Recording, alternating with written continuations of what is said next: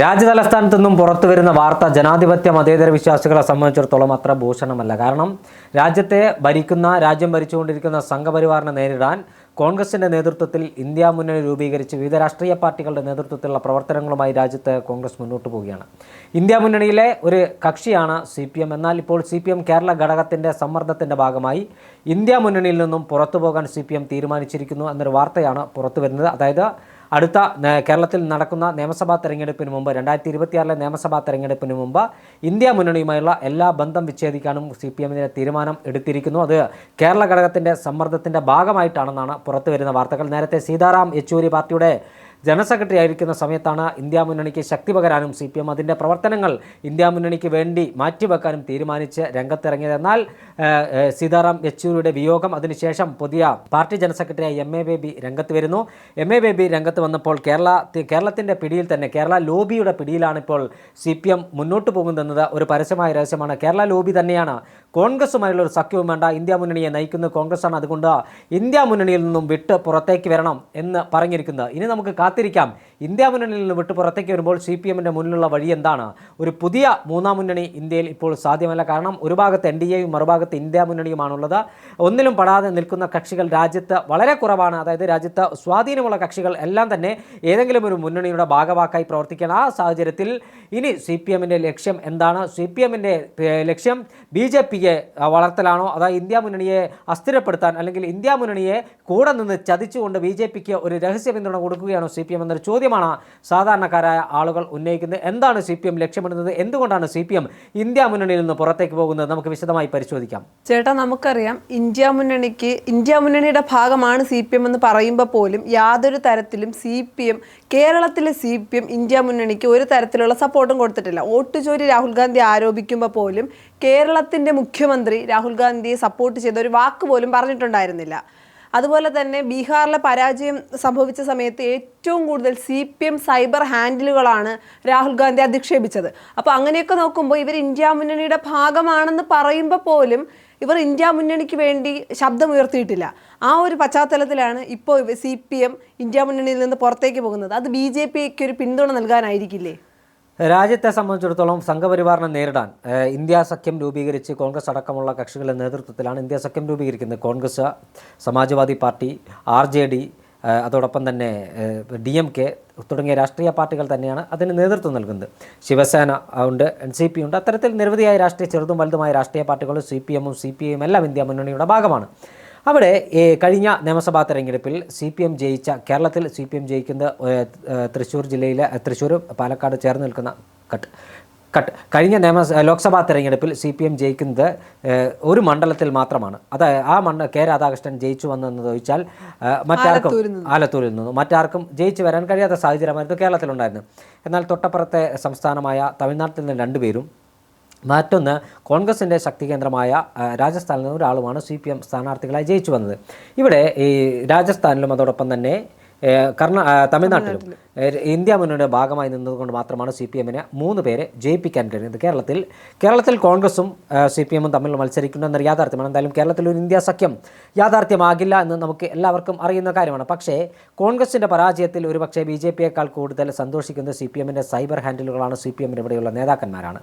അതോടൊപ്പം തന്നെ ഈ അടുത്ത് ബീഹാറിൽ നടന്ന നിയമസഭാ തെരഞ്ഞെടുപ്പിൽ കോൺഗ്രസ് നേതൃത്വത്തിലുള്ള മുന്നണി, അല്ലെങ്കിൽ കോൺഗ്രസും RJDയും പരാജയപ്പെട്ടപ്പോൾ കേരളത്തിലെ CPMന്റെ നേതാക്കന്മാർ അടക്കമുള്ളവർ കോൺഗ്രസിനെ അപഹസിക്കാനും കോൺഗ്രസിനെ അപമാനിക്കാനും സാമൂഹ്യ മാധ്യമങ്ങളിലൂടെ പോസ്റ്റുകൾ പങ്കുവച്ച് നമ്മൾ കണ്ടതാണ്. രാഹുൽ ഗാന്ധിയുടെ നേതൃത്വത്തിൽ ബീഹാറിൽ വോട്ട് ചോരിയുമായി ബന്ധപ്പെട്ട് വലിയ തരത്തിലുള്ള സമരം നടന്നപ്പോൾ ആ സമരത്തിലേക്ക് തമിഴ്നാട് മുഖ്യമന്ത്രി സ്റ്റാലിൻ ആ യാത്രയിൽ പങ്കെടുക്കാനെത്തി, കർണാടക മുഖ്യമന്ത്രി സിദ്ധരാമയ്യ എത്തി, തൊട്ടപ്പുറത്തെ തെലങ്കാന മുഖ്യമന്ത്രി രേവന്ത് റെഡ്ഡി എത്തി, ശിവസേന നേതാവ് ഉദ്ധവ് താക്കറെ എത്തുന്നു, മഹാരാഷ്ട്രയിലെ NCPയുടെ നേതാക്കന്മാരെത്തുന്നു, സുപ്രിയ സുലെ അടക്കമുള്ള നേതാക്കന്മാരെത്തുന്നു, ഷിബു സോറൻ്റെ മകൻ ഹേമന്ത് സോറൻ എത്തുന്നു. ഇത്തരത്തിൽ നിരവധിയായ ആളുകൾ എത്തുമ്പോൾ CPIയുടെ ആനി രാജ, രാഹുൽ ഗാന്ധിക്കെതിരെ മത്സരിച്ച സ്ഥാനാർത്ഥി കൂടിയാണ് ആനി രാജ അവിടെ എത്തുന്നു. MA ബേബി ആ ഉദ്ഘാടന പരിപാടിയിൽ പങ്കെടുത്തു എന്നാണ് ഓർമ്മ. പക്ഷേ രാജ്യത്തെ CPM ഭരിക്കുന്ന ഏക സംസ്ഥാനമായ കേരളത്തിന്റെ മുഖ്യമന്ത്രി പിണറായി വിജയൻ ആ യാത്രയിൽ പങ്കെടുത്തില്ലെന്ന് മാത്രമല്ല, വോട്ട് ചോരി വിഷയമായി രാഹുൽ ഗാന്ധി ഉയർത്തിയ ആ മുദ്രാവാക്യത്തിന് ഒരു പിന്തുണ കൊടുക്കാൻ പോലും പിണറായി വിജയൻ തയ്യാറായില്ല എന്നത് ഖേദകരമായ യാഥാർത്ഥ്യമാണ്. കഴിഞ്ഞ ഏറെക്കാലമായി കേരളത്തിൽ BJPയും CPMും തമ്മിൽ ഒരു സഖ്യമുണ്ട് എന്ന് കോൺഗ്രസ് ആരോപിക്കുകയാണ്.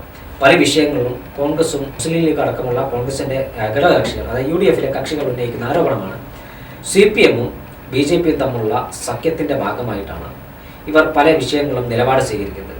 കേരളത്തിലെ വെള്ളാപ്പള്ളിയുടെ വർഗീയ വിദ്വേഷ പ്രസംഗം, ഹിന്ദു ഐക്യവേദിയുടെ നേതാക്കന്മാരായ RV ബാബുവും അതോടൊപ്പം KP ശശികല ടീച്ചറും വത്സൻ തില്ലങ്കേരിയും ഉൾപ്പെടുന്ന ആളുകൾ നിരന്തരമായി ന്യൂനപക്ഷങ്ങൾക്കെതിരെ സാമൂഹ്യ മാധ്യമങ്ങളിലൂടെ പോസ്റ്റുകൾ പങ്കുവച്ചിട്ടും പ്രസംഗങ്ങൾ നടത്തിയിട്ടും അവർക്കെതിരെ ഒരു കേസെടുക്കാൻ പോലും കേരളം ഭരിക്കുന്ന ആളുകൾ തയ്യാറാകുന്നില്ല എന്ന് പ്രതിപക്ഷം ആരോപണം ഉന്നയിക്കണം. അതുമാത്രമല്ല, നിരന്തരമായി സംഘപരിവാറിൻ്റെ അതിക്രമം കേരളത്തിൽ നടക്കുമ്പോഴും അവർക്കെതിരെ കാര്യമായ കുറ്റം ചുമത്താതെ അല്ലെങ്കിൽ കാര്യമായ വകുപ്പുകൾ ചേർത്ത് കേസെടുക്കാതെ അവർക്ക് ഒരു ഇളവ് അനുവദിക്കുന്നു കേരളത്തിൽ നിന്ന് കോൺഗ്രസ് ആരോപിക്കുകയാണ്. കേരളത്തിൽ കോൺഗ്രസിനെ തകർക്കാൻ BJPയും CPMും തമ്മിലുള്ള സഖ്യമുണ്ടെന്ന് കോൺഗ്രസ് നേതൃത്വം ആരോപിക്കുന്നു. അതിന് നേതൃത്വം നൽകുന്ന പിണറായിയാണ്. പിണറായി വിജയൻ അതിന് നേതൃത്വം നൽകാൻ കാരണം പിണറായിക്കും മക്കൾക്കുമെതിരായ ദേശീയ അന്വേഷണ ഏജൻസികളുടെ കേസിലെ തേച്ചുമായിച്ച് കളയാനും ആ കേസിൽ നിന്ന് രക്ഷപ്പെടാനുമാണ് ഇത്തരത്തിൽ ഒരു നീക്കം നടക്കുന്നത്. നേരത്തെ സീതാറാം യെച്ചൂരി പാർട്ടിയുടെ ജനറൽ സെക്രട്ടറി ആയിരുന്ന സാഹചര്യത്തിൽ യെച്ചൂരിക്ക് പിണറായി വിജയന്റെ ഈ നിലപാടിനോട് താല്പര്യമുണ്ടായിരുന്നു. അതുകൊണ്ട് രണ്ട് വിഭാഗമായിരുന്നു പാർട്ടിക്കകത്ത്, യെച്ചൂരിയും, അതായത് യെച്ചൂരി എതിർക്കുന്നവരും. കോൺഗ്രസ് അനുകൂല എന്നും കോൺഗ്രസിന് അനുകൂലമായ നിലപാട് മാത്രമാണ് യെച്ചൂരി പാർട്ടിക്കകത്ത് സ്വീകരിച്ചത്.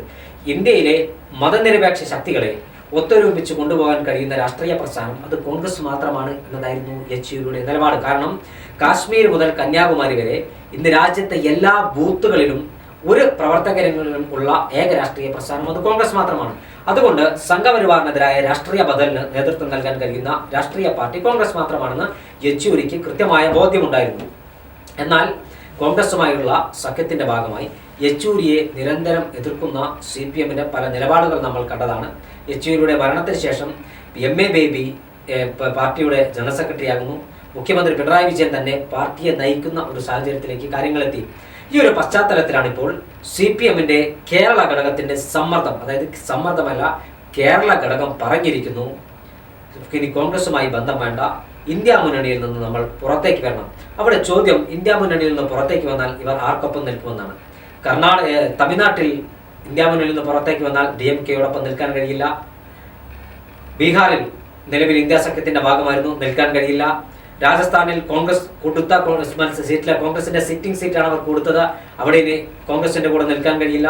തൊട്ടപ്പുറത്ത് തെലങ്കാനയിൽ കോൺഗ്രസിനോടൊപ്പം നിൽക്കാൻ കഴിയില്ല.